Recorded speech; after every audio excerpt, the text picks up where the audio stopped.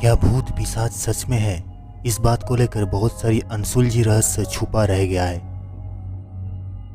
Hello दोस्तों, सुब्रत्री Hindi horror stories में आपका स्वागत है। आज की ये कहानी हमें सुरेश जी ने भेजा है पंजाब से। कहानी बहुत ही भयानक है। अंत तक सुनिएगा तो ही आपको पता चलेगा कि ये भूत प्रेत सच में होते हैं। तो चलिए सुनते हैं सुरेश जी की शब्द में उस डरावनी कहानी को।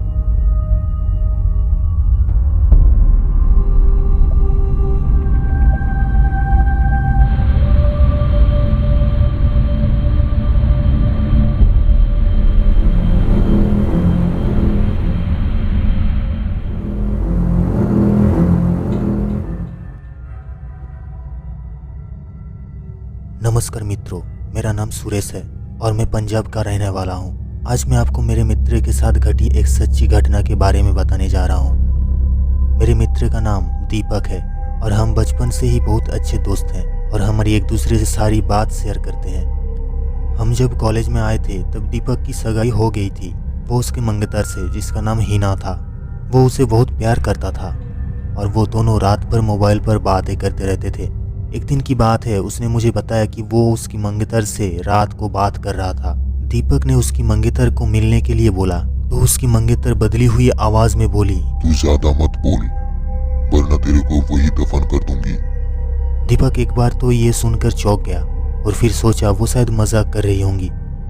फिर दीपक भी उसको मजाक में बोला, क्या कर लेगी तू मेरा, चल देखते हैं। तो वो फिर बोली, आज रात देख तेरे साथ क्या होता है। ये कहकर उसने मोबाइल रख दिया। उस रात उसके साथ जो हुआ वो उसने मुझे बताया। उसने बताया कि रात को 1 से 2 बजे के आसपास अचानक उसकी नींद खुली और उसके सामने एक काला लंबी दाढ़ी वाला आदमी बैठा था। वो बोलने लगा, ले आ गया मैं, अब देख तेरे साथ क्या होता है। उसने दीपक का गला पकड़ लिया।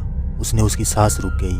दीपक ने उसी वक्त उसके सामने अल्लाह का नाम लेते हुए नमाज पढ़ना शुरू कर दिया और वो उसके सामने से गायब हो गया। मुझे उसकी बात सुनकर बड़ा आश्चर्य हुआ कि ऐसे कैसे हो सकता है। उसके अगले दिन दीपक ने फिर अपनी मंगेतर से मोबाइल पर बात की और बोला, कल रात तुम मुझे क्या अनाप शनाप बोल रही थी। उसकी मंगेतर ने कहा, ऐसे कैसे हो सकता है, कल तो मैंने फोन ही नहीं किया था। ये सुनकर दीपक के रोंगटे खड़े हो गए और उसने तुरंत फोन काट दिया। उसी वक्त दीपक ने मुझे फोन किया कि उसकी मंगेतर की तबीयत खराब है और कल उसके घर पर चलना है। अगले दिन हम दोनों तैयार होकर दीपक की मंगेतर के घर गए। वहाँ हमने दरवाज़ा खटखटाया तो उसके मंगेतर सामने खड़ी थी और बदली हुई आदमी की आवाज़ में बोल रही थी, तू फिर आ गया ना, तूने अगर अंदर कदम रखा तो वहीं पर तेरी अर्थी निकाल दूंगा। दीपक बोला कि ये क्या बोल रही हो तुम। दीपक आगे था और जैसे ही उसने घर में कदम रखा उसकी मंगेतर ने दीवार पर टंगी तस्वीर उतारकर दीपक के सर पर दे मारी। उसके सर से खून बहने लग गया। दीपक के ससुर और सालों ने उसकी मंगेतर को पकड़कर बिठाया। फिर उसके सालों ने दीपक के सर पर पट्टी बांधी। हिना के दादाजी ने बताया कि हिना को जिन का साया लग गया है। इस पर दीपक के ससुर ने उन्हें अपना मुंह बंद रखने को कहा। थोड़ी देर रुककर हम वहां से सीधे अस्पताल जाकर ढंग से पट्टी करवाई। उसके अगले ही दिन मुझे दीपक का फोन आया कि हिना की तबीयत बहुत खराब है और वो अस्पताल में भर्ती है। दीपक ने बाइक निकाली और हम दोनों जल्दी अस्पताल पहुंचे। वहां पर पहुंचते ही हमने डॉक्टर से हिना की हालत पूछी तो उन्होंने बताया कि उसकी हालत बहुत नाजुक है, कौन सी बीमारी है वो पता नहीं चल पा रहा है। और उसके घर वालों को डॉक्टर ने दीपक को घर ले जाने को कहा। सभी हैरान थे कि ऐसी कैसी बीमारी है जिसका इलाज डॉक्टर के पास भी नहीं है। फिर उसके घर वाले हिना को घर ले आए।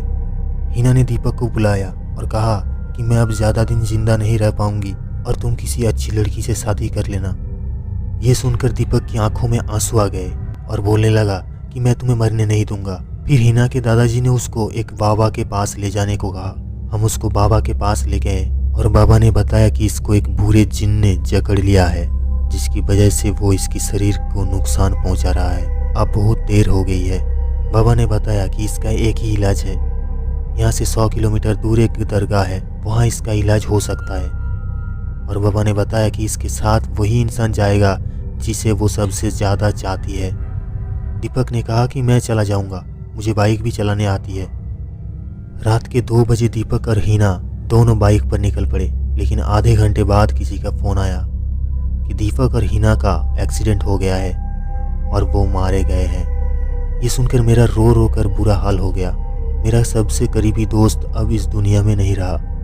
तो दोस्तों, कहानी कैसी लगी नीचे कमेंट कीजिए। अगर अच्छी लगी तो वीडियो को लाइक और चैनल को सब्सक्राइब ज़रूर करना।